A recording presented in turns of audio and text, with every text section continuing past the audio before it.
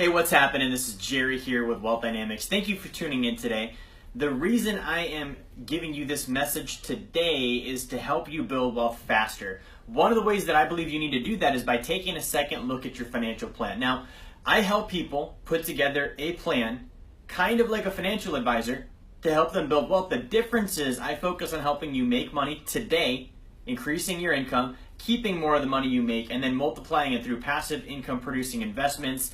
And I believe you need to take a second look at your plan. Now, one of the objections I get from people is, man, we've already got something, we're good, we're taken care of, whether that means we're not doing anything and we really just don't want to confront our finances, or I'm emotionally attached to my financial advisor because they're a friend or relative, or I'm a do-it-yourselfer and I don't want to bring anyone else into the picture. So what I want to handle today is why you need to take a second look at your financial plan. If you're not doing anything, you need to confront your finances.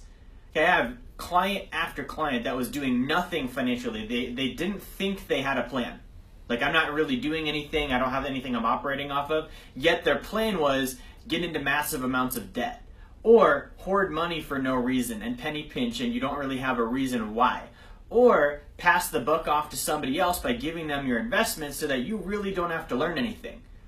Now, I've also had clients that they had a financial advisor they were happy with, whether it was a relative or a brother-in-law or a coworker or a friend, and they were working with that person just out of emotional attachment.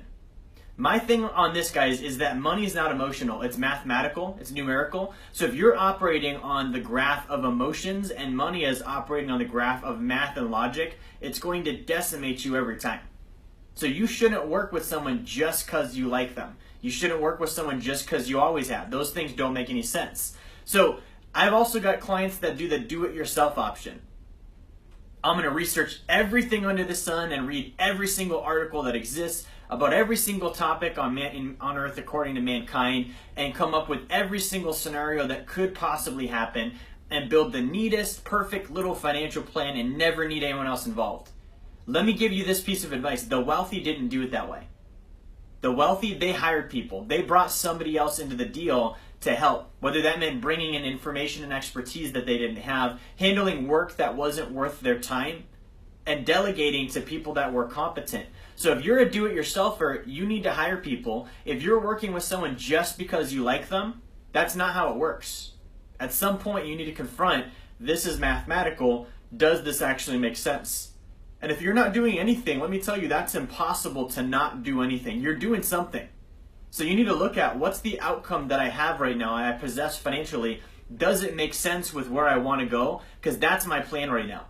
But bottom line, guys, is you need to take a second look at your financial plan. A couple of my clients, I have a client that was earning a 4% rate of return in their retirement account. They thought they were earning 6 to 8. They weren't. When I took a look at it, we found out after fees, taxes, inflation, all of these things, they're only earning 4%. And so I was able to get them up to 12% and reduce their fees. They had no idea that I could do that before a meeting because they had to take the second look to find out. I also have a client that was about to lose $3.7 million due to taxes and fees in his 401k account over the next 30 years. He had no idea until we looked at the math, we looked at the numbers and found out, what do you actually need to be doing? And when we learned, like, dude, you're paying this much in fees, this much in taxes, you would do better saving the money somewhere else instead, he was able to save and recoup that loss. But again, he didn't know that until he took a second look. Okay, I also have a client that was doing the do-it-yourself model. He was doing all of it himself. Because he was willing to take a second look at his financial plan, we were able to reduce his fees, increase his returns, and provide a better overall plan for his finances. So at the end of the day, the reason someone would take a second look at their financial plan is because they want to improve. The reason they wouldn't is they don't want to have to take responsibility for doing that.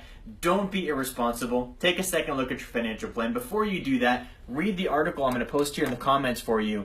This is going to go through the exact scenarios that could play out with your financial plan and why you should have my team come look at it. Thank you for watching. Like, share, subscribe. Have a fantastic day.